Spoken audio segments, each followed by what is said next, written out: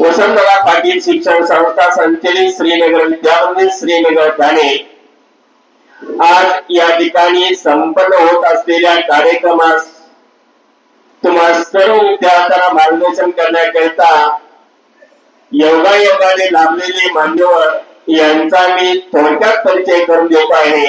सर्व विद्यार्थ्यांनी हे समोर असलेले मान्यवर अतिशय महान तत्वव्यक्ती आणि तुम्हा विद्यार्थ्यांना या जगाच्या असणाऱ्या परंपरा संस्कृती जपण्याकरता मार्गदर्शन करण्याचे सातत्याने आज या वयातही कार्य करतायत।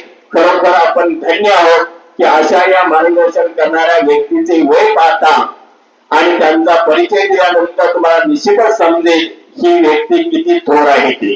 विद्यार्थी मित्र, आपल्या समोर बसलेले गुरुजी डॉक्टर श्याम सुंदर Deshpande sir, BE.M.Tech PhD, bachelor of education technology या विषय अंतर्गत इंजिनियर पदवी धारण केलेले गुरुवर्य या ठिकाणी आपणास लाभलेले आहेत।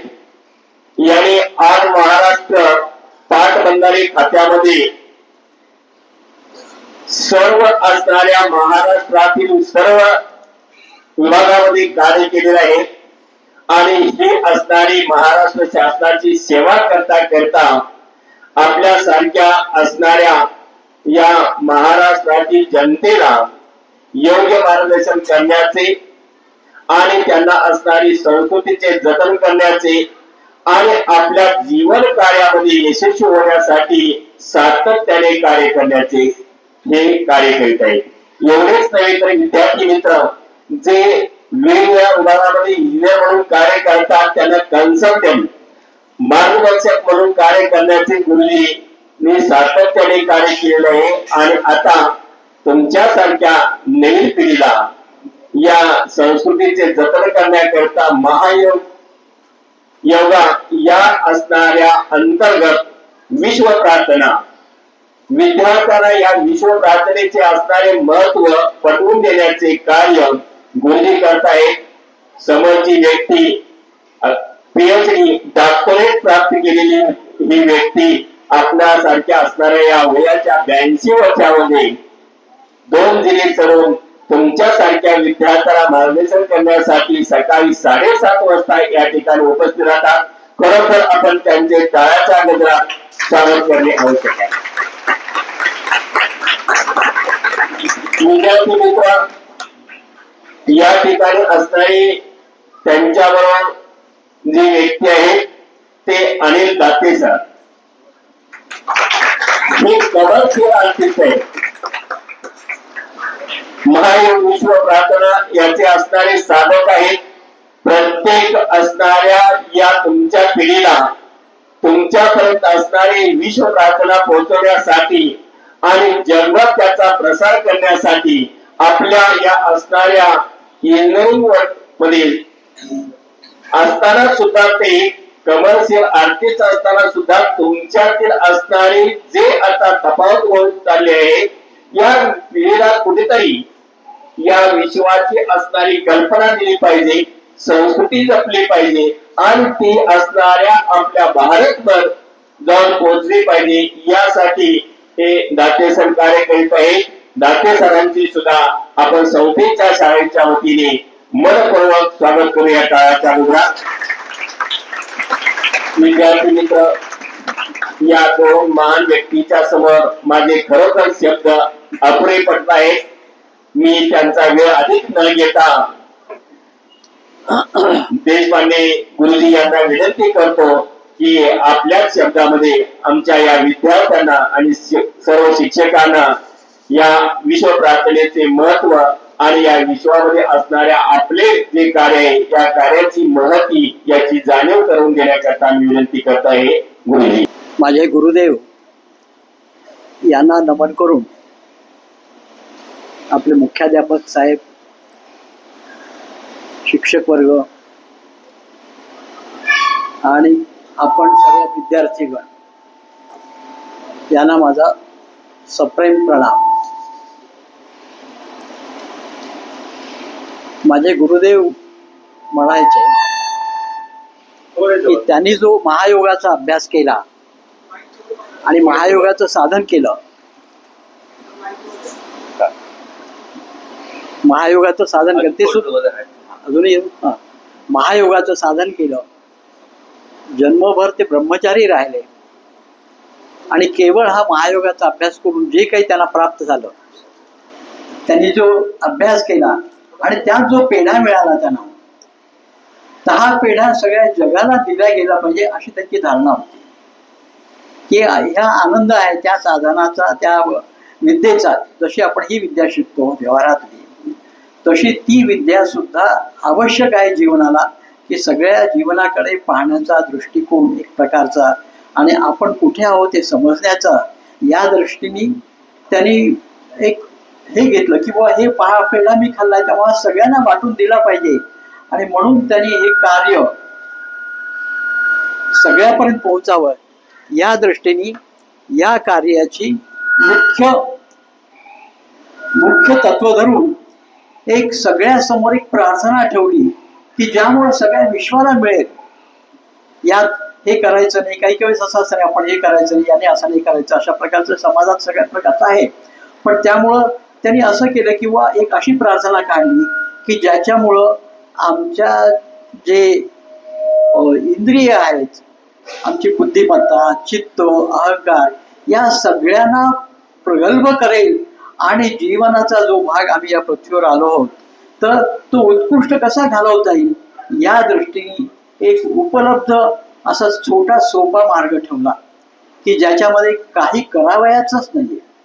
आमचं कसं आहे की बाकी सगळ्या गोष्टी करायचं की शिकावं लागतं, काहीतरी तंत्र असतं, काहीतरी मुद्रा असतात, काही मंत्र असतात, काय म्हणजे निळ्या प्रकारच्या गोष्टीमध्ये सगळ्या आपल्या विज्ञानामध्ये सुद्धा आपल्याला बाकीच्या गोष्टी असतात, त्यामुळे त्याची तत्व असतात काही. तर इथं असं त्यांनी शास्त्र शोधून काढलं की ज्याच्यामध्ये आम्ही सतत करतो आहोत सगळं. कारण सतत उठल्यापासून आपलं कर्म सुरू होतं, सकाळी उठल्यापासून. झोप हा एक वेगळा भाग आहे, झोप हा एक भाग आहे, सुषुप्ती अवस्था म्हणतो आपण त्याला, तो एक भाग आहे. पण नंतर आपलं कर्म सुरू होतं. तर इथं असं आहे, हे साधन असं आहे की ज्याच्यामध्ये तुम्हाला काहीच करावायचं नाही, कारण आम्हाला करायची सवय झाली आहे. आम्ही या शरीरात आहोत त्यामुळे काहीतरी सतत करणं असं एक आमचं ध्येय होऊन बसलेलं आहे. आता आपण सांगाल आता या जे शिक्षण आपण घेतो त्यात मुख्य शिक्षण आपल्याला दिल्या जातच नाही की आपल्या विषयीचा, बाकी सगळी जगाची माहिती किंवा माहितीचं सर्व शिक्षण येतं. पण आपण कुठे आहोत, आपला काय भाग आहे, असा भाग कुठेही या शिक्षणात नाहीये. आणि त्यामुळं माणूस हरवून जातो की नुसत्या बाहेरची माहिती घेण्यात यातच त्याचा सगळा जन्म जातो आणि त्याला स्वतःचा विचार करायला वेळही मिळत नाहीये. तो इतका काही अडचणीमध्ये किंवा इतकी काही त्याच्या पाठीवर हे असतात अडचणी व्यक्तिगत की त्याला बाहेर उसंतच मिळत नाही, असं पाहतो आपण. आता मी एक मुख्य विषयाला गेलो की आपण आपल्या मराठी चालेल ना, आपण घरी आपण स्वतः पूजा करत असाल काही, किंवा आपले आई वडील घरातली माणसं पूजा करत असतील, पाहायला असेल आपण, बरोबर आहे की नाही. तर ही पूजा करताना तुम्ही कधी पाहिलं का की आपण काय करतो पहिल्यांदा, काय करतो पहिल्यांदा, आपण पहिल्यांदा आपल्याला कुंकू लावतो, बरोबर आहे का. नंतर मग देवाला कुंकू लावतो, बरोबर आहे. आपण आधी शुचिर्भूत होतो आणि स्वतःला कुंकू लावतो, म्हणजे आत्मपूजन, आपण स्वतःचीच पूजा करतो पहिल्यांदा, नंतर मग देवाला कुंकू लावतो. म्हणजे आमच्यामध्ये देव आहे ही भावना आहे. आपली जी संस्कृती आहे त्या संस्कृतीमध्ये त्यांनी हे ठेवलंय की ही आमच्या प्रत्येकामध्ये देव आहोत, आम्ही देवाचेच अंश आहोत.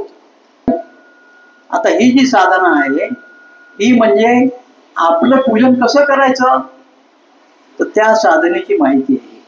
स्वतःचं पूजन बघा, तुम्ही काय साधारण आपलं कसं समजलंय,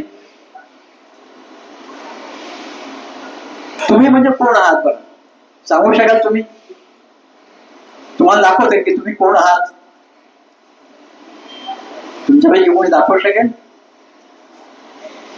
आपण म्हणतो मी आहे, नाही का? नुसतं काय की आपण आपल्याकडे हात देतो. मग आपण म्हणजे शरीर आहे का?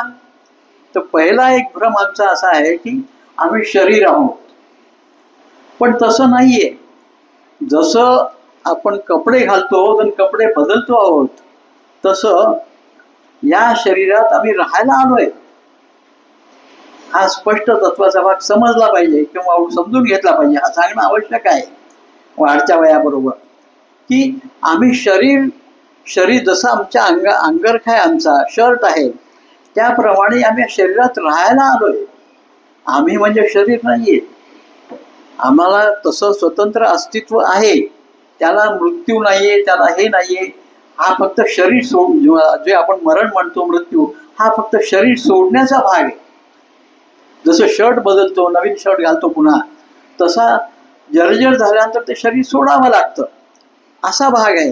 त्यामुळं त्या मूळ तत्वाला पूजन केलं पाहिजे, त्या मूळ तत्वाशी आम्ही निगडीत झालं पाहिजे, असा एक भाग समजला पाहिजे. दुसरं आपण बघा, आपण कसं वागतो दिवसभर.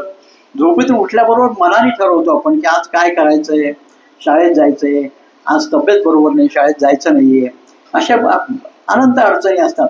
म्हणजे दिवसभरात आपण प्रत्येक कार्य जे आहे ते आपल्या मनाने करतो. बरोबर आहे का? आपलं मन हे महत्वाचं आहे. म्हणजे मन हे सुद्धा एक वेगळं भाग आहे. आपण काय म्हणतो, न मन म्हणजे काय? मन नाहीसं करणं. म्हणजे मनाशिवाय आम्ही जगू शकतो का? काही काळ जर मनाचा विचार नाही केला तर होऊ शकतं. मनाने तसं काही, मन हे मध्ये जड भाग आहे की आम्ही जे अन्न खातो त्या अन्नापासून मनाची धारणा होते. त्यामुळं मन हे वेगळंच आहे आमच्यापेक्षा, हे लक्षात आलं पाहिजे किंवा ठेवलं पाहिजे. त्यामुळं मनाचा भाग हा वेगळा आहे. त्यामुळे आम्ही 24 तास मनाने वागतो. आता या साधनेमध्ये काय होतं, आम्ही म्हणतो की मनाचा उपयोगच करायचा नाही आम्हाला. आपण हात वर केला, सायन्स प्रमाणे कसं म्हणतो की आम्ही मेंदूला सिग्नल दिलं की हात वर करायचं, मेंदूने स्नायू उचलल्या गेले, हात वर झाला. बरोबर आहे की नाही? म्हणजे सगळ्या घटना कशा मनाने होत राहतात. आता मी जर काही करायचंच नाही ठरवलं तर काय होईल? मनाचा उपयोग मला करायचाच नाही, काहीच नाही मी करणार. म्हणजे आपोआप जे होईल ते ठीक आहे, मी नाही करणार काहीच. पटतंय का तुम्हाला? बघा, मी स्वतः काहीच करणार नाही, मी मनाचा वापरच करणार नाही, अशी भूमिका घेता येईल का आम्हाला? घेता येऊ शकेल थोड्या वेळापुरती, दिवसभर नाही घेता यायची, पण थोडा वेळा मला घेता येईल की नाही मनाचा वापर करा. म्हणजे मनाने काही करायचंच नाही आम्हाला. त्यामुळे हा एक भाग लक्षात आला पाहिजे त्या प्रकारचा मनाचा. तर या तत्वावर ही मुख्य. आता दुसरा मुख्य याचा काय येतो, मग प्राण येतो, नाही का? मनाच्या नंतर प्राण. श्वास चालू आहे आमचा. आम्हाला असं म्हणता येईल का की श्वास आम्ही घेतो, थोडं थांबा बरं, आपण म्हणतो का असं? तर श्वास सदोदित आमचा चालू आहे. हा श्वास आम्ही घेतो असं म्हणता येणार नाही. तो ईश्वराच्या कृपेने सदोदित चालू आहे आमचा. आम्ही बंद करायचा प्रश्नच येत नाही. थोडा नाक बंद केलं तर लगेच हात बाजूला करावा लागतो, हे आपल्याला माहिती आहे. आपण सगळेजण जाणून आहात ते की श्वास हा बंद करता येत नाही. तसा प्राणायाम लोक करतात, तो वेगळा भाग आहे तशा प्रकारचा. पण श्वास हा सतत चालू आहे. म्हणजे ते खरं म्हणजे ईश्वराच्या साक्षात्काराचं एक मोठं सुंदर उदाहरण आहे स्थूलामध्ये. किंवा तो ईश्वराशिवाय चालू येतो, तो बंद किंवा प्रेस सांगता येत नाही. बंद पडला की हो आत्ता होते मी बोललो त्यांच्याशी, पण आता ते गेले म्हणून समजलं मला, आपण म्हणतो बऱ्याच वेळा, नाही का? तर त्यामुळं श्वास हा आमचा सदोदित चालू आहे, ती ईश्वराची साक्ष आहे. त्यामुळं श्वासाचा काय संबंध की प्राणाचा. आपण म्हणतो प्राण गेला, मनुष्य गेला म्हणजे काय म्हणतो, प्राण गेला म्हणतो आपण. म्हणजे ते शरीर तिथंच पडून असतं, पण ते नाव आपण त्या प्राणाला किंवा त्या व्यक्तीला दिलेलं नसतं, शरीराला दिलेलं नसतं, तर त्या व्यक्तीच्या आत्म्याला किंवा त्या प्राणाला दिलेलं असतं. आणि त्यामुळे प्राणाची उपासना ही एक फार श्रेष्ठ प्रकारची असते, कारण प्राण हा आत्म्याशी निगडीत आहे. आणि त्यामुळे त्या प्राणाच्या अभ्यासानं एक प्रकारे आपली प्रगती किंवा आपली इंद्रिय जे आहेत, 5 ज्ञानेंद्रिय आणि 5 कर्मेंद्रिय, बरोबर ना? हात पाय वगैरे जे हात आहेत, कानाचं ऐकण्याचं आहे, रस गंध रसियाशय, ते सगळं कसं आहे की हे त्या आत्म्याच्या प्रकाशामुळं उल्लसित होतात. बुद्धी चित्त अहंकार, तर हे सुद्धा आत्म्याच्या प्रकाशामुळं पलवितात. त्यामुळे या साधनेमध्ये कसं आहे की आम्ही मनाचा वापर करत नाहीत, आम्ही काहीच करत नाहीत. आणि त्यामुळं तिथं काय होतं की जसं 24 तासात मन वापरता तसं या साधनेच्या काळामध्ये प्राण हा लिडरशिप घेतो.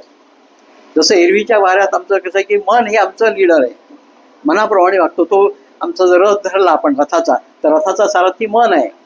पण आता आम्ही काहीच करणार नाही तेव्हा मन बाजूला झालं, मन बाजूला ठेवतोय आम्ही.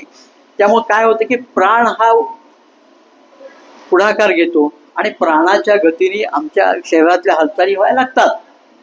तर त्या झाल्या तर हरकत नाही काही, पण आम्ही करणार नाही. म्हणजे माझ्या मनाने मी काही करणार नाही किंवा तुमच्या मनाने तुम्ही काही करू नका, आपोआप जे होईल ते होऊ द्या, असा यातला भाग आहे. तर मग काय आहे साधना? आपण मुख्य साधनेकडे वळू. साधना आपण 9 मिनिटाची घेऊ आणि त्यानंतर तुम्ही मला कोणताही प्रश्न विचारू शकता. तुम्ही कोणताही त्यातल्या शंका तुमच्या असल्या त्या विषयाच्या संबंधी तर त्या मला विचारू शकता किंवा तुमच्या विचार सांगू शकता. यात कुठलाही तुम्ही मनात शंका धरू नका, काही त्यात कसं विचारायचा प्रश्न असंही करू नका. मी तुम्हाला समजावून सांगतो की काय करायचं आहे आपल्याला आणि ते आपण करून पाहू. हा एक प्रयोग आहे. जसं आपण सायन्समध्ये निराळे, फिजिक्समध्ये, पदार्थ विज्ञानमध्ये आपण निराळे प्रयोग करतो, तसा हे एक आपण आपल्यावर केलेला प्रयोग आहे. आणि या प्रयोगाची काय भूमिका आहे ही तुम्हाला समजली आणि हा जर तुम्ही केला तर याची तुमचा फायदा होईल असं दिसून येतं आम्हाला. आम्ही जो काही अभ्यास केला आहे, माझ्या गुरुदेवाने जो अभ्यास केला आहे त्यांनी पूर्ण जन्म त्यात घातला आहे. ते सुद्धा इंजिनियर होते, मी सुद्धा इंजिनियर आहे.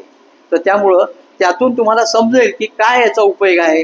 आपलं जीवन प्रगल्भ होणं, जास्तीत जास्त प्रगती होणं, उच्च प्रकारच्या गोष्टी करू शकणं, म्हणजे विनाकारण खालच्या गोष्टीमध्ये वासनेमध्ये आपलं जीवन जाण्यापेक्षा आपण प्रगल्भ कसे होऊ शकतो याच्याकडे होण्याचा हा मार्ग आहे. तर मी तुम्हाला समजावून सांगतो की काय करायचं आहे आता. बरोबर, मुख्य सांगितलं तुम्हाला की कशा करता करतोय हे सांगितलं तुम्हाला. तुम्ही म्हणजे शरीर नाही, मन म्हणजे तुम्ही नाहीत. तुम्हाला मी सांगितले, तुम्ही मला प्रश्न विचारू शकता त्यातला तसा. ठीक आहे. आता असं आहे की काय करायचंय बुवा. तुम्ही म्हणाले बुवा एवढं चांगलं तुमचा मार्ग सांगताय, आम्हाला सांगा काय करायचं. तर असे तुम्ही बसला आहात, ही बैठक ठीक आहे. शरीर अत्यंत ढिलं सोडायचंय. आता आम्ही काय करतोय की त्या साधनेमध्ये जायचा प्रयत्न करतोय. त्याचा प्रयत्न म्हणजे आपोआप होत आहे त्याचा, त्यात आम्ही काही करत नाहीये. तर त्यामुळे शरीर ढिलं सोडायचं की कशामुळं आपला पायाला रग लागली बुवा, कुठे कळ लागली किंवा काही खाजवलं वगैरे, ते खाजवायला हरकत नाही, खाजवलं किंवा खोकला आला तसं. पण आता आम्ही स्वतः काही करणार नाही हेच सांगितलंय तुम्हाला, महत्वाचा भाग त्यातला. त्यामुळे आम्ही हाताची हालचाल नाही किंवा काही मंत्र तंत्र काहीच नाही, म्हणजे आपोआप होईल. पहा तरी सुद्धा होईल. म्हणजे तुम्ही जर नाही केलं तरी सुद्धा शरीरातल्या जे इंद्रिय आहेत आणि शरीरात जो प्राण आहे तो काहीतरी करायला लागेल. कारण तुम्ही जिवंत आहात, आम्ही सगळे जिवंत आहोत आणि त्यामुळे तो तुम्हाला दाखवेलच काहीतरी होईल. तर ही तपासण्याची आणि हे एक विज्ञान म्हणून त्याकडे पाहण्याचं साधन आहे आणि त्या दृष्टीने तुम्ही त्याच्याकडे पाहावं अशी माझी तुम्हाला विनंती आहे. तर मी तुम्हाला सांगतो की आम्ही बसलेलो आहोत, तर हीच बसल्याची पोझिशन साधी. शरीर अत्यंत ढिलं, काही ताण बसायला पाहिजे बुवा, काही मुद्रा करायला पाहिजे बुवा किंवा काही हाताचे हे करायला पाहिजे, काहीच नाही. मुद्रा नाही, तंत्र नाही, मंत्र नाही. तोंडाने काही बोलायचंय का, काही सांगितलंय की तुम्ही, आम्ही सांगितलंय का मंत्र आणि तुमचं चुकलं तर त्याचे परिणाम होतील. पण आता आम्ही सांगतो की तुम्ही काही करायचंच नाहीये. म्हणजे तोंडाने बोलायचं नाही, चुकलं तर काही तुम्हाला त्रास होऊ शकतो, पण आम्ही तेही सांगत नाही. आम्ही सांगतोय की तुम्ही काहीच करू नका. बरोबर आहे. म्हणजे आपोआप जी शरीराची हालचाल होईल ती होऊ द्या, आपण स्वतःहून काहीही करू नका. हा महत्वाचा मुद्दा यातला. लक्षात आलंय तुम्हाला? समजतंय तुम्हाला? काही शंका यायचं का की आम्ही स्वतः म्हणजे मनाचा वापरच करणार नाहीत आम्ही, स्पष्ट भूमिका आपली तशी. त्यामुळं जे होईल ते होऊ द्या. मग त्यात काय होईल की मान थोडीशी खाली झुकेल, थोडंसं रिलॅक्स होईल, हात मोकळे होतील, पायाला कळ लागेल तर पाय मोकळा सोडायला हरकत नाही, थोडासा ढिला करायला हरकत नाही, थोडीशी बाजूला जागा करावं लागेल तुम्हाला प्रत्येकाला. पण बाकी किंवा खाजवलं किंवा खोकला आला तर होऊ द्यायला हरकत नाही. तसं म्हणजे काही बंधनही खायचं नाही की शरीरातनं जी हालचाल होते तर त्याच्यावर बंधनही घालायचं नाही. खाजवलं खोकला आला तर तुम्ही ते त्या प्रकारची कार्यवाही करू शकता, पण बाकी तुम्हाला स्वतःहून काही करायचं नाहीये असं. तर आता डोळे झाकले आहेत म्हणजे पहिलं आपल्याकडे पतंजली हा योगाचा एक मोठा श्रेष्ठ होऊन गेला, पण त्याचा योग वेगळ्या प्रकारचा आहे. तर तो पतंजली काय म्हणतो, स्थिर सुखासनम. म्हणजे पहिली पोझिशन काय की आसन हे स्थिर पाहिजे, म्हणजे जमिनी चिरग लागू नये, जमिनीचा हे होऊ नये, तशी म्हणजे खाली आसन असावं असं म्हटलं जातं. इथे आसन नाहीये पण हरकत नाही, पण तसं पण तरी सुद्धा आपण हे करूया. नंतर शरीराची हालचाल अशी पाहिजे की सुखासीन, म्हणजे कुठलाही याला रग लागली, कळ लागली बा, अडचण आली असं नाही, मोकळं एकदम ढिलं सोडलं सगळं. म्हणजे हाताचे अवयव वगैरे किंवा हे असे हातही तुम्हाला जसे सोयीचे वाटतात तसे ठेवा. कुठली मुद्रा किंवा नमस्कार करायचा असं काहीही कारण नाही, सोडू शकता. झालं म्हणजे शरीर स्थिर झालं. आता राहिलं मन. मनाला सांगितलं आम्ही करायचं नाही काही. त्यामुळे दुसरा भाग काय राहतो की श्वास हा चालू आहे आमचा आपोआप, बरोबर आहे, श्वास चालू आहे, श्वास काय बंद झालेला नाहीये. त्यामुळे श्वासावर आपण मनाला काय करायचं, ठेवायला कुठेतरी ठेवायला पाहिजे त्याला. तर मनाला आम्ही श्वासावर सोडू. म्हणजे मनाने काय करावं या वेळात, त्याला बाजूला टाकायचं म्हणजे काय करायचं, तर मनाने पाहायचं की हवा आतमध्ये गेली, आता हवा बाहेर आली, अरे बाहेरच थांबली थोडा वेळ, आता आपोआप आतमध्ये गेली. हे पाहायला, हा खेळ पाहायला हरकत नाही.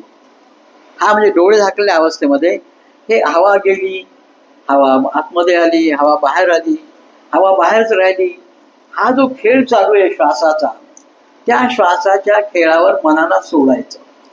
एकाग्र करा म्हणत नाही, सुरुवातीला सोडून द्या, बाकी जसं होईल तसं होईल.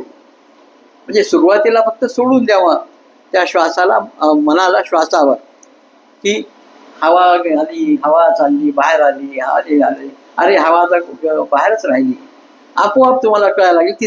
ती जाणीव समजून घ्या. त्याला काही डोळ्यांनी पाहायचं असं नाहीये, पण स्वतःला त्याची जाणीव करून घ्यायची की अरे असं होतंय, बस, बाकी करायचं काहीच नाहीये. आता हे असे डोळे झाकलेल्या अवस्थेमध्येच. आणि तिसरा भाग असा की जे होईल आपोआप. दुसरा भाग सांगितला की श्वासावर मनाला सोडा. तिसरा भाग असा की आता आपोआप जे शरीराचे होईल हालचाल, मी सांगितलं की हात ढिला पडणं, मान झुकणं किंवा थोडे पोंगे पाळे पडणं, हे जे काय होईल ते होऊ द्या. त्याच्याबद्दल तुम्ही त्याची काळजी करू नका किंवा त्याच्यात ते ठेवायला मागे लागू नका त्याची की अरे अशी पोझिशन पाहिजे, तशी पाहिजे, असं काही नाही. जे होईल ते होऊ द्या. काही वेळेस मागे झुकला, मागे पडला, पुढे आला, काही आला किंवा मान झुकली, काही होऊ द्या. हाताची पोझिशन बदलली किंवा तशी आता एरवी तुमच्याकडे जागा असली तर जागा पाय लांब झाले तरी होऊ द्या. त्याला कुठलंही बंधन नाही. ते काही ध्यानाची अवस्था तशी नाही आहे म्हणणार आहे त्याप्रमाणे. त्यामुळे हे जे काय आतमधून होत आहे, कारण हे कसं आहे की आता प्राणानेच पुढाकार घेतला आहे आणि तेव्हा प्राण काही या अवस्था आहे आपल्या शरीरातनं, पूर्ण शरीरात प्राण आहे. बराच अभ्यास आहे, 5 प्राण आहेत वगैरे त्याचा, पण तो विषय काही तुम्हाला सांगत नाही मी. पण त्या प्राणाची अवस्था पूर्ण शरीर बरं आहे. कारण आपण म्हणतो की एखाद्याला लकवा झाला तर काय होतो की ते प्राणाची स्थिती तिथं कमी होते, तिथला प्राण निघून जातो, म्हणूनच त्याचा लकवा होतो किंवा त्याला चालता येत नाही, तो अवयव साधारणपणे ड्रेड झाल्यासारखा होतो. तर आपण पाहतो. त्यामुळे प्राण हा फार महत्त्वाचा आहे. जसा आमच्या गुरुदेवांचं म्हणणं की प्राणच खरा धर्म आहे सगळ्यांचा. आपण जे धर्म म्हणतो ते धर्म नुसते उपासना आहेत, त्या प्राण हा खरा धर्म आहे असं म्हणणं. तर त्यामुळं ह्या प्राण स्वतः तिथं पुढाकार घेतो आणि प्राणच आपल्या शरीराच्या हालचाली करतो सगळ्या. हे लक्षात घ्या. आम्ही नुसतं शब्दाने सगळं उघडणारे पाहायचंय, बरोबर आहे. यात काही तुम्हाला शंका की मी सांगितल्यापैकी? मग आता मी अशा प्रकारचा प्रयोग हा 9 मिनिटाचा घेऊ इच्छितो. आपण 9 मिनिटं आम्ही सांगू त्यावेळेस त्यात डोळे उघडायचे. तर 9 मिनिटं आपण हा प्रयोग करून पाहू. तुम्ही सगळेजण या 9 मिनिटात डोळे झाकून आहे तिथे स्वस्थ बसायचंय. बाकी सगळं सांगितलं तुम्हाला की मी स्थिर सुखासन म्हणजे आसनात बसायचं, नुसतं मनाला श्वासावर सोडायचंय आणि तिसरं आपोआप जे होईल ते होऊ द्यायचंय. या 3च गोष्टी सांगितल्या. या 3 गोष्टी तुम्हाला सहज करता येतील, सगळ्यांना करता येईल, तर समजतील सगळ्यांना, बरोबर आहे का? काही शंका आहे का तुम्हाला मी सांगितल्यापैकी? मग आपण हा प्रयोग करूया का? 9 मिनिटाचं आपण सगळे जिथे सगळीकडे जे क्लासमध्ये आहेत त्यांना हे समजले असं गृहीत धरतो मी. त्यांच्या काही शंका असेल तर ते विचारू शकतात मला बसण्याआधी. त्यांना या सगळ्यामध्ये काही जर शंका असतील आपल्याला, अजिबात लाज बाळगू नका. मी काही फार मोठा मनुष्य आहे असं नाहीये, मी तुमच्यामधलाच आहे, तुमच्यासारखाच मनुष्य आहे मी. तर तेव्हा मला प्रश्न विचारू शकता तुम्ही. काही शंका असतील तुमच्या, तुम्हाला हे कसं करायचं ते कसं करायचं असं असेल तर तुम्ही स्पष्टपणे निर्भीडपणे माझ्याशी बोलू शकता. बरोबर आहे? माझं बोलणं समजते आपल्याला? काही शंका नाही, बसता येईल आपल्याला, करता येईल हा प्रयोग 9 मिनिटाचा. हा मात्र आपण करू. म्हणजे एक करू की एक प्रयोग घ्या, जसा विज्ञानाचा प्रयोग तुम्ही करता शाळेमध्ये, ऑक्सिजनचा, हायड्रोजनचा तुम्ही करता की नाही 7वी 8वी मध्ये वगैरे, तर तसा हा एक आपल्या शरीराशी संबंधित, आपल्याशी संबंधित असा हा प्रयोग आहे. आणि मनाचा आणि प्राणाचा अशा संबंधित त्याचा अभ्यास जर झाला तर आपल्याला तो उपयोगी येतो जीवनात. म्हणजे त्या अभ्यासापेक्षा हा अभ्यास झाला तर त्या अभ्यासाकडे जास्त लक्ष जाईल अशी परिस्थिती आहे. त्यामुळं आपण हा अभ्यास शिकावा म्हणून आम्ही तुम्हाला इथं स्वतः आलो आहोत त्याच्यासाठी. आणि हा तुमच्यापर्यंत जावा, तुम्ही हा सगळ्यांनी नियमित करावा की ज्याच्यामुळे तुमची आणि राष्ट्राची प्रगती होईल आणि सगळ्यांना हा समाजाला सगळ्या हे मोठं समष्टीचं प्रचारण होईल तशा प्रकारचं. म्हणून त्या दृष्टीने आपण करावं अशी आमची विनंती तुम्हाला. तर आपण सुरुवात करूया. करायची सगळ्या वर्गातल्या लोकांना. ऐकायचंय? समजलंय? काही शंका आहे का? स्पष्ट आहे सगळं? मग आपण करूया, सुरुवात करायची. अवधूत चिंतन श्री गुरुदेव दत्त. सद्गुरु स्वामी महाराज की जय. सुरुवात करूया. मी पण तुमच्याबरोबर बसतोय. ठीक आहे? डोळे झाकायचे. मला सांगा.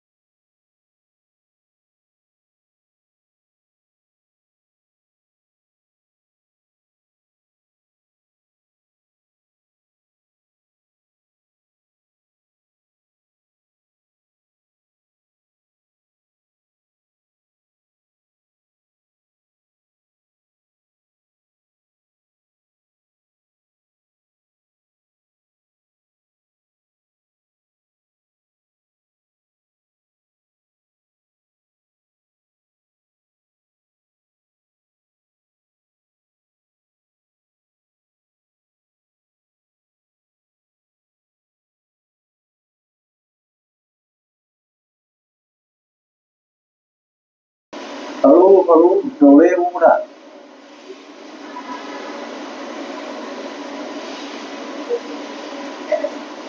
हळूहळू डोळे उघडा.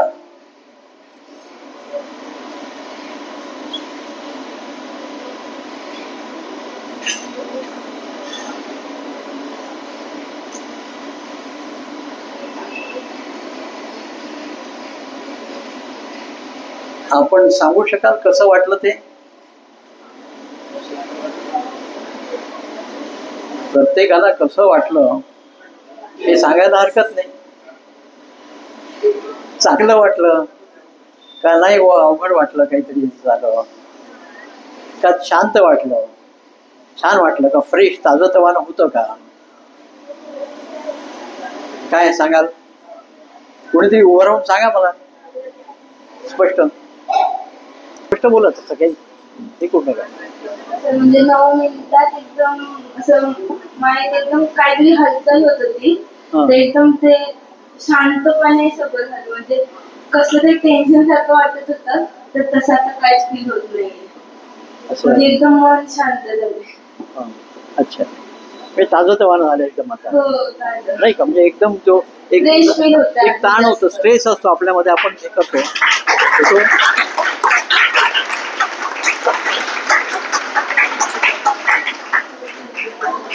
सगळे सहमत आहे याच्याशी? हा, तुम्हाला वाटतं हे योग्य आहे? मग तुम्ही हे करू शकाल? हे तुमच्या घरी सुद्धा करू शकता तुम्ही. संध्याकाळी काही वेळेस तुम्ही रामरक्षा म्हणता, दिवा लावता देवा पुढे, तर तुम्ही करू शकता.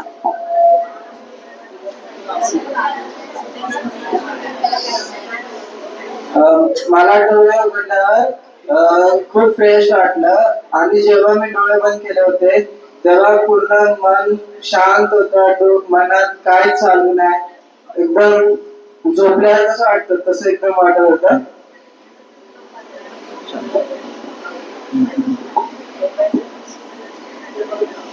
कुणाला बोलायचंय, सांगायचंय काही?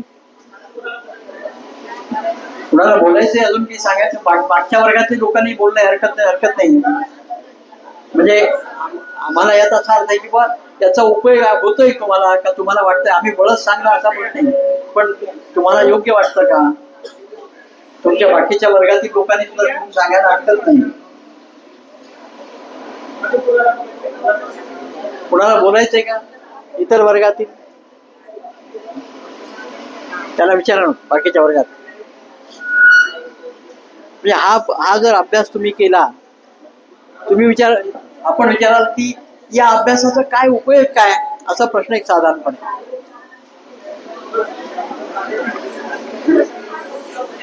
मला आता म्हणजे डोळे बंद केले, एकदम छान वाटलं. आता फ्रेश वाटतं असं, आणि मला असं खूप छान वाटतं. आणि जे यांनी सांगितलं ते पण मला खूप आवडलं. आणि मी रोज असं 9 ते 10 मिनिटं डोळे बंद करून बसणार, ज्याच्यामुळे मला रोज फ्रेश वाटेल. याचा काय उपयोग होईल बघा, मी सांगतो थोडंसं तुम्हाला जास्त खुलासा करून, की आपण अभ्यास करतो, वाचन करतो, बरोबर आहे की नाही, लक्षात राहणं, तर याच्यामध्ये आपण सगळ्या बाकीच्या आपल्या ज्या फॅकल्टीज आहेत किंवा जे आपले इंद्रिय आहेत याचा उपयोग करत नाहीये. आणि त्यामुळं त्याचे मूळ जे तत्व आपलं, जी शक्ती आहे आपली किंवा आत्मशक्ती आहे, त्याच्याशी नकळत संपर्क होतो. आणि त्यामुळं सगळे जे इंद्रिय आहेत ते जास्त प्रगल्भ होतात. बुद्धी वाढेल, बुद्धीचा तुमचा जो अंक असतो म्हणतो ना, IQ म्हणतो आपण, इंटेलिजंट क्वेश्चन, तो वाढेल. विचार करण्याची प्रवृत्ती वाढेल, आपोआप विचार येतील. एखादी घटना घडणार असेल तर आपल्याला त्याच्यावरचं सोल्युशन, त्याच्यावरचा उपाय हा आपोआप येऊ लागेल. बाहेरनं कोणी सांगायची गरज पडणार नाही, पण आपल्या त्या व्यक्तीला सुधारणा होऊन त्याच्यामध्ये प्रगती होईल. त्याला येणारी अडचणी, संकट याचा सुद्धा त्याला लाभ होईल. हा जर अभ्यास जास्त प्रमाणात केला तर त्याचे इतर उपयोग आहेतच, पण थोडा जो तुम्ही विद्यार्थी दशेत केला तो तुमच्या शिक्षणामध्ये, अभ्यासामध्ये याचा उपयोग होईल. आणि त्यामुळे ही प्राणशक्तीचा असल्यामुळं सगळ्या बाकीच्या तत्वांनाही सहन करेल. भीती वाटणार नाही. काही वेळेस अनामिक भीती असते, परीक्षा म्हणली की मला भीती वाटते, कसं होईल, काय होईल, अशा प्रकारचं. ह्या ज्या सगळ्या शंका आहेत त्या निघून माणूस निर्भीड बनतो आणि त्यामुळे ही साधना करावी अशी आमची तुम्हाला विनंती आहे. या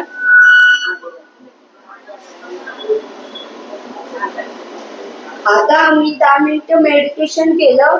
आम्ही जसे डोळे बंद केले ना, आम्ही आमच्या श्वासाकडे लक्ष केंद्रित केलं. आमच्या मनात कुठलेच विचार येत नव्हते. एकदम मन हलकं होत होतं, किती शांत वाटत होतं. आणि आम्हाला माहिती त्याचा आम्हाला कुठे ना कुठेतरी उपयोग होणार आहे.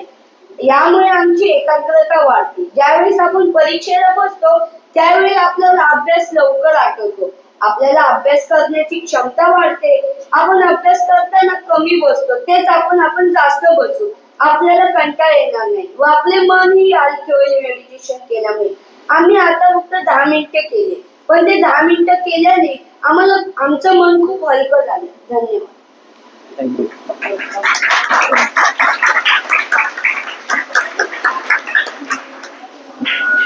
तुमच्या काही शंका असतील बाकीच्याही वर्गातल्या तर त्यांनी मला विचाराव्या शंका.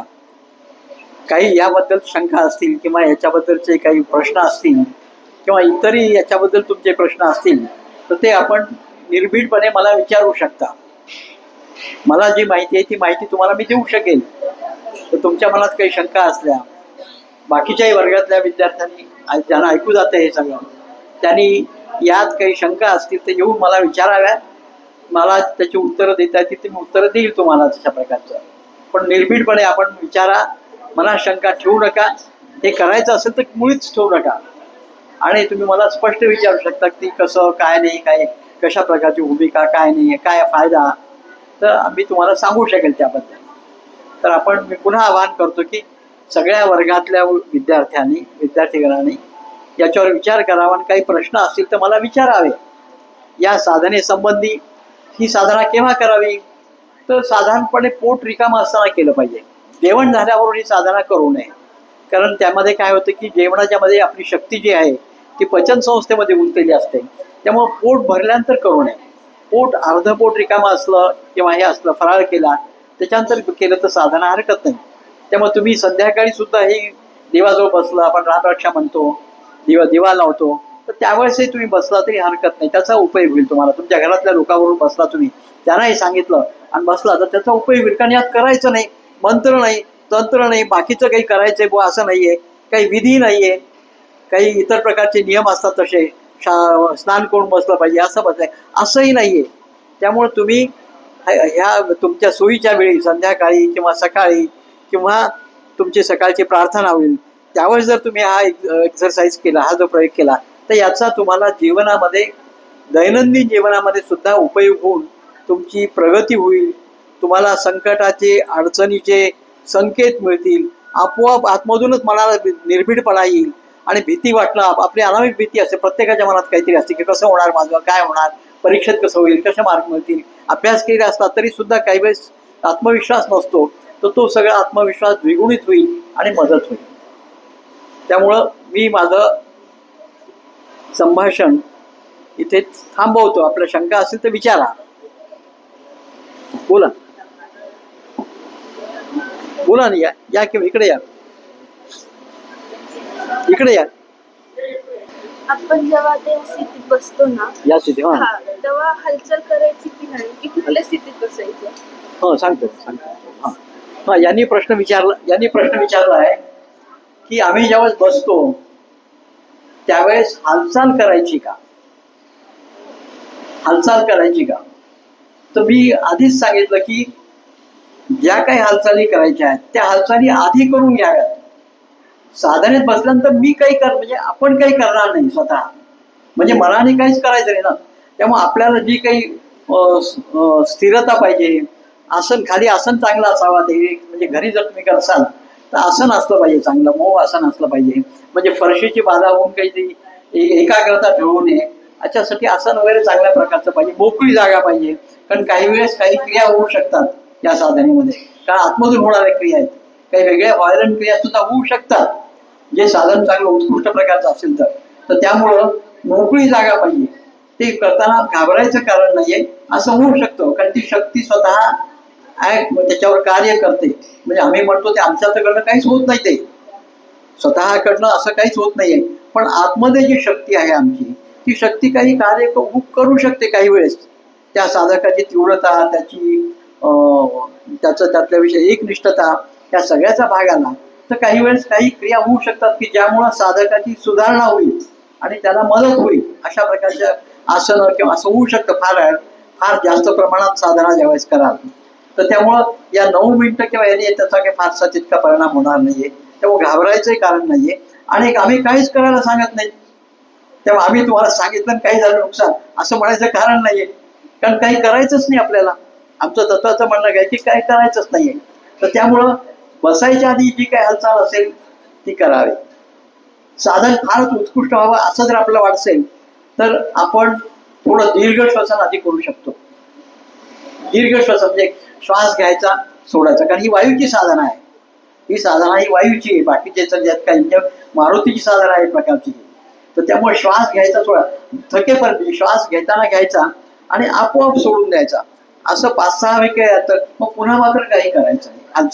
हालचाल आता अशी खोकला आला, खोकू शकता त्या साधनेमध्ये, किंवा तुम्हाला खाजवलं काही, किंवा तुमचा गुडघ्याला समजा काही ताण पडला, पाय मोकळा करू शकता, पाय लांब करू शकता, हात मान झोपू शकते. कारण हे काही की प्राणाची गती जशी शरीरात होईल, प्राणाची ऊर्ध्वगती होते, म्हणजे प्राण हा वर जायला लागतो आणि त्यामुळं मान झुकणं, खाली अशी माळा होणं, किंवा हातपाय सोडणं, किंवा काही वेळेस मागे पडणं, किंवा झोप येणं, असं काही होऊ शकतं. ते होऊ द्यायचं, म्हणजे जे आपोआप होतं ते होऊ द्यायचं.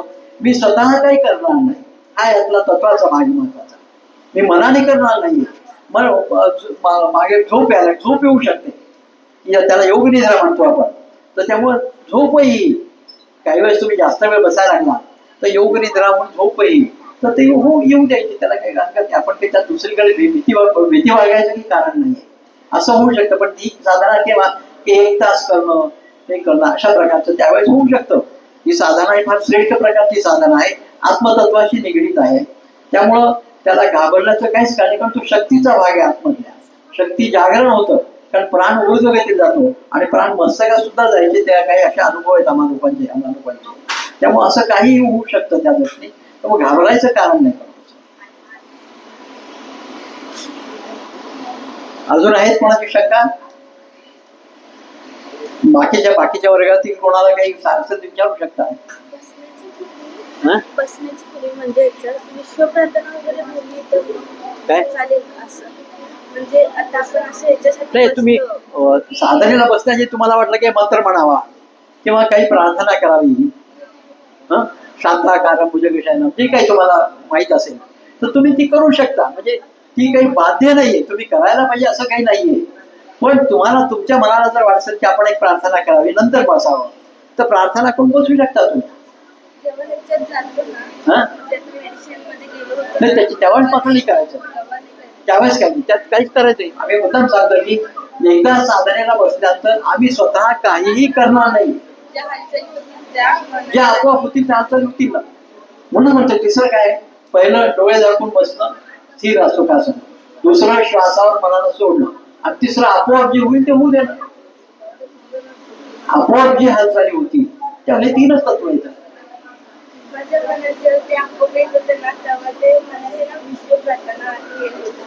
नाही करायचंच नाही काही. आम्ही काय म्हणतोय, नाही तसं काय. म्हणजे हीच विश्व प्रार्थना आहे ना. ज्यावेळेस तुम्ही काही करत नाही त्यावेळेस तुम्ही तिथं कुठे इन्व्हॉल्व नाही, तिथलं ते तत्व इन्व्हॉल्व आहे तुमचं.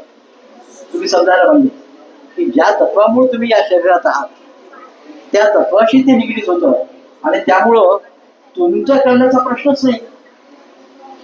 ते सगळे विश्वातले माणूस सगळ्यांना ती बाजू ती प्रार्थना अशी नाही. जसं पसायदान आहे ज्ञानेश्वरांचं, हे पसायदानाचं प्रकटीकरण आहे. विश्वधर्म सूर्य पाहो आहे ना त्याचं पसायदान बायकाला माहिती असतं तुम्हाला.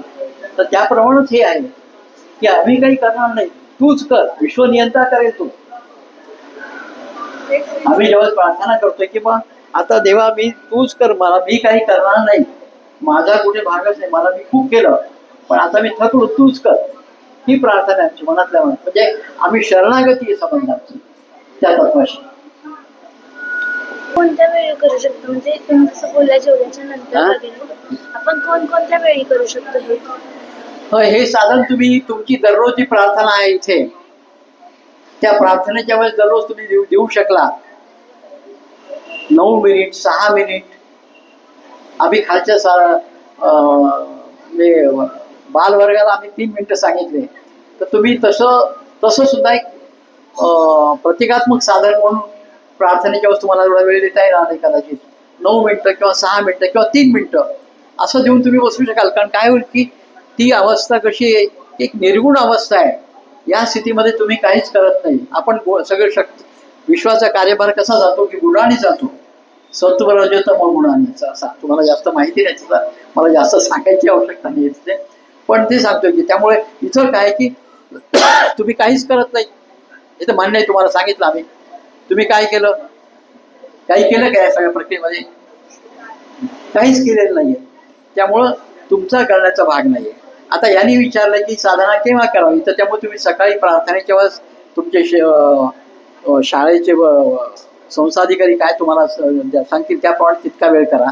आम्ही म्हणतो की कमीत कमी 6 मिनिटं तरी करा, 6 मिनिटं ते 9 मिनिटं. तुम्हाला म्हणतो 3 मिनिटं करा. आणि बाकीच्या वेळी घरी तुम्ही ही साधना सकाळी संध्याकाळी करू शकता. इव्हन रात्री जर तुम्हाला जाग आला तर तुम्ही टॉयलेटला वगैरे जाऊन पुन्हा बसू शकता आणि पुन्हा झोपू शकता.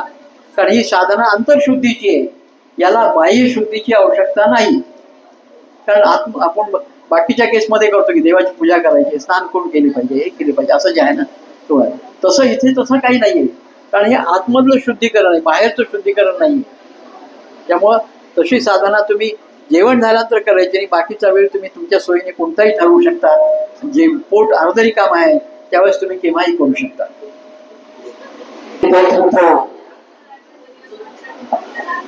की गेल्या 1 तासापासून आपल्या सर्व विद्यार्थ्यांना मेडिटेशनचे फायदे काय असतात याविषयीचं सुंदर असं छान मार्गदर्शन केलं ते आपले डॉक्टर श्याम सुंदर देशपांडे सरांनी. पुन्हा शेखर सरांसाठी जोरदार टाळ्या पडत. खरोखर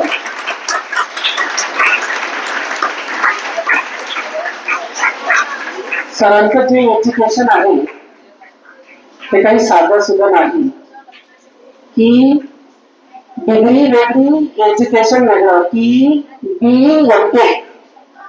बीइंग एमटेक झालेले व्यक्ती शक्यतो हे इंजिनियर असतात आणि ते इंजिनियर फक्त आपलं प्रोफेशन करत असतात. परंतु सरांनी आपला प्रोफेशन सांभाळत PhD सुद्धा केली. आणि PhD असलेला व्यक्ती अतिशय ज्ञानी व्यक्ती असतो. कारण PhDचा फुलफॉर्मच आहे की डॉक्टर ऑफ फिलॉसॉफी.